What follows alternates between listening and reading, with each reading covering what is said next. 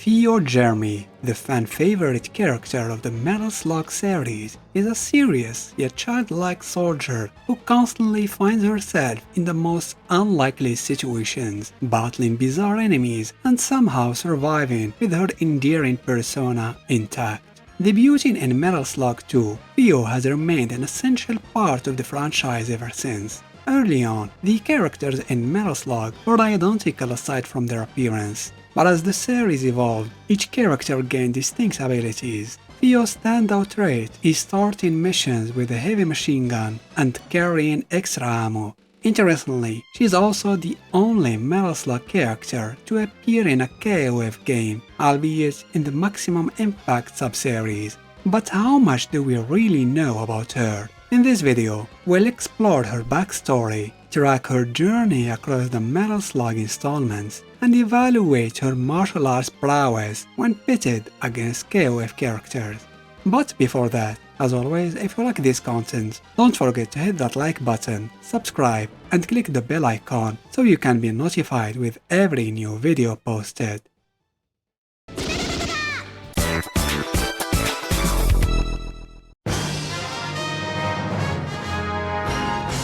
Fiolina, or Fio Germi, heiress to one of Italy's wealthiest and most influential families, was born into a legacy steeped in both fortune and military tradition. The Germi family first made their name during the age of exploration as Mediterranean merchants, accumulating vast wealth that still supports them through various corporate ventures. However, their history is also deeply entwined with the military, having fought in many famous wars over the centuries. This family tradition, while honoring the family name, came at a steep price, with many Germans perishing on the battlefield.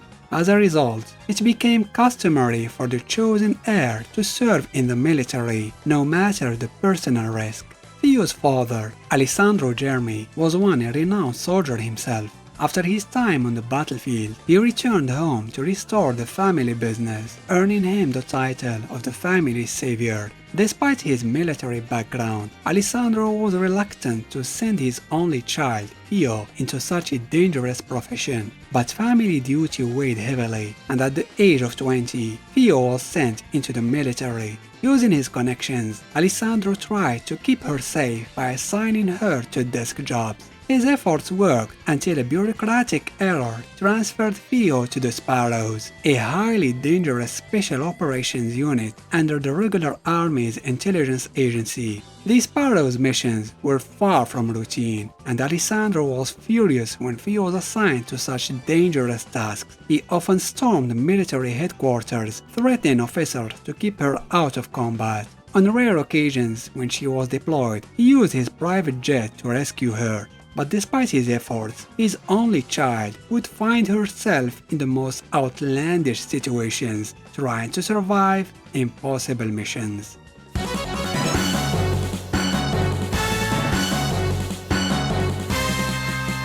After joining the Sparrows division, Fio quickly bonded with Aurea, who became her best friend. Meanwhile, Marco and Terma of the Peregrine Falcon squad had just defeated General Morden, but small revolutions began erupting globally. Fio and Aurea were tasked with monitoring these uprisings, suspecting a larger plot.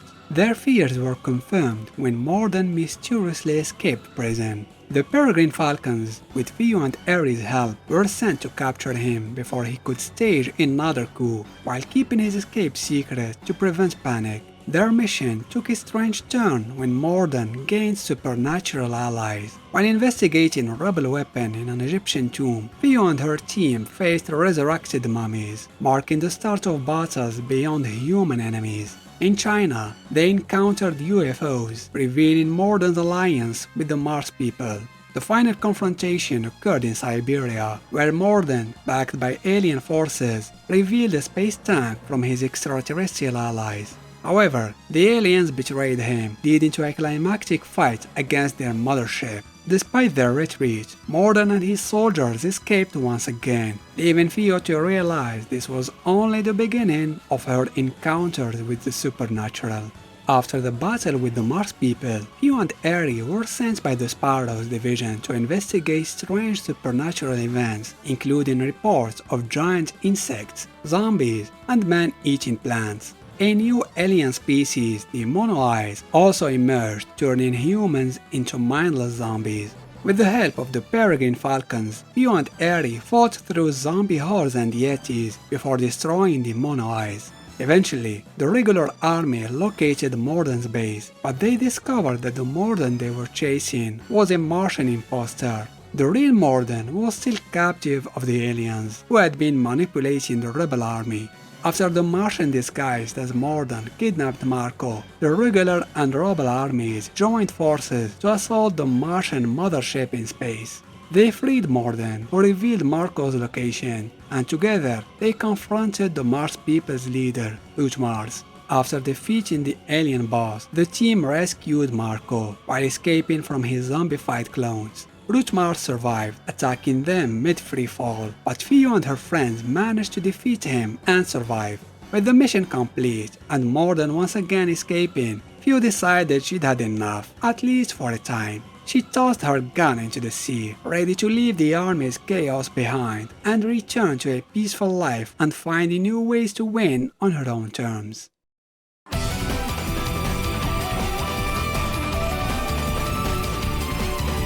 The allure of the King of Fighters tournament was irresistible to Fio, offering a refreshing break from her deadly military missions. Seeking some time off, she joined the prestigious competition to relax and have fun. After making her debut as a striker in KOF 2000, Fio became a full-fledged contender in KOF Maximum Impact 2, where she tested her skills against the world's strongest fighters. While the competition focused on hand-to-hand combat, it didn't forbid weapons, so Fio eagerly brought her arsenal of guns, machine guns, and grenades into battle.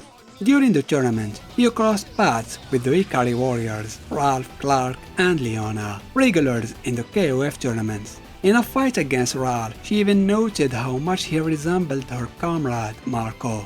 Despite her clumsy style, Fio proved to be a formidable adversary. If she had more time, she would have participated in more tournaments, but duty called once again, pulling her back into another perilous mission. To her surprise, the Ikari Warriors were later called to assist in her missions, with Ralph and Clark joining her squad as new companions. After the climactic war in Metal Slug 3, peace briefly returned, but it was soon disrupted by reports of alien UFOs and giant creatures. Alarming military activity in Africa caught the attention of the regular army, prompting Marco, Terma, Aurea, and Fio to investigate. They were joined by Ralph and Clark from the Ikari Warriors, familiar allies Fio had met during the KOF tournament. In the African mountains, the team encountered local forces allied with the rebel army and discovered that the Mars people were aiding the rebels again. During the mission, they faced General Morden, who was piloting a massive tank with the help of his alien allies. However, a new enemy appeared, the Invaders, alien creatures that began devouring the Mars people. Morden revealed he had been working with the Martians to rescue their leader Mars, as the Invaders posed a greater threat to everyone. An unlikely alliance formed between the regular army, rebels, and Mars people to defeat the Invaders. Fio and her squad were sent to retake a crucial bridge supported by Mars. As they fought their way through the alien hive, Fio charged ahead to confront the Invader King, but was captured and controlled by a parasite. Thankfully, her teammates managed to free her by destroying the parasite, but not without struggle. In the final showdown, they faced the seemingly invulnerable Invader King. After a fierce battle, the creature accidentally destroyed its last platform and fell to its doom. The team was saved in the nick of time by Mars and Morden, showing that even in the midst of chaos, unlikely alliance can prevail. A year later, a new threat emerged, not aliens, but a powerful computer virus capable of breaching global military systems. The regular army's intel division traced the source to a syndicate called Amadeus. To neutralize the cyber threat, the Peregrine Falcons were dispatched. Thelma and Aerie focused on finding an antivirus, while Marco and Fio battled Amadeus' forces on the ground. They were joined by two new recruits, Trevor and Nadia. The team hacked into an Amadeus satellite, uncovering the mastermind behind the virus, a mad scientist known as the Doctor. To their shock, his ally appeared to be General Morden, but it was soon revealed that Morden was a robotic imposter. In their final mission, Marco, Fio and the team stormed Amadeus's communications facility, fighting through rebel soldiers, scientists and tanks. They confronted the Doctor, who had weaponized a massive mother computer. Using their combat skills, they destroyed the machine, trapping the Doctor inside. Although the virus threat was neutralized, the Doctor's body was never found.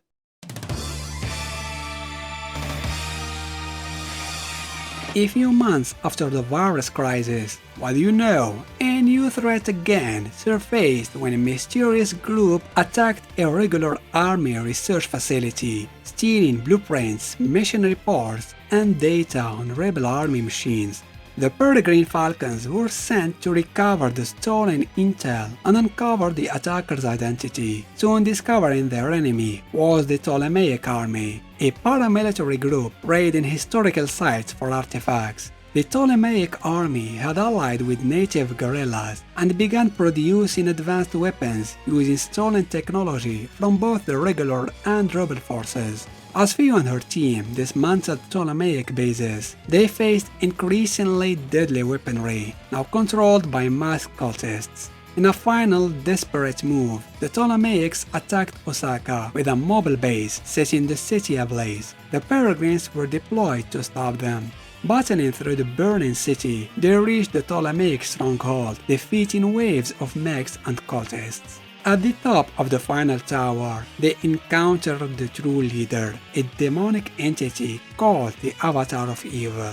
Despite its terrifying power, the demon was not matched for the squad's firepower. After a fierce battle, the demon retreated to its own dimension, banished for good. With the Ptolemaic army defeated, peace was once again restored. But for how long? Not for long, it would seem. After facing insurrections, cyber threats, aliens, and demons, the regular army still hadn't captured the man behind much of the chaos, General Morden. Intel finally got a break when they confirmed rebel activity on Garbage Island. That's its name, by the way. Seizing the opportunity, the regulars dispatched their ace soldiers alongside the Yukari warriors, including Leona Haydn, who was familiar with Fio from previous missions. The team quickly overpowered the rebels and destroyed a massive mech shaped like a metallic worm. However, Morden remained hidden inside the wreckage, injured and close to capture. Just as the situation seemed dire for him, soldiers from the future appeared through a portal, rescuing their commander. The regulars pursued Morden to a waterfall where alien aircraft joined the rebels, signaling another Martian aliens. They pressed on to the snowy mountains, facing futuristic rebels equipped with advanced weaponry. The team eventually located the portal in the island's volcanic region, where they found Morden and his last battalion, guarded by a massive futuristic war machine called the Kraken. Drawing power from the volcano's lava, the Kraken posed a huge challenge, but the Peregrines destroyed it, leaving only its shell as their platform. Morden was finally captured, but their victory was short-lived. As the team flew back to HQ with Morden in custody, their helicopter was ambushed by the Mars people. Morden tried to escape by jumping onto the alien craft, but he fell, prompting the Martians to abandon him. In the end, Morden was left sprinting in desperation as the Peregrine Falcons chased after him, refusing to let him escape again. I bet he escaped again.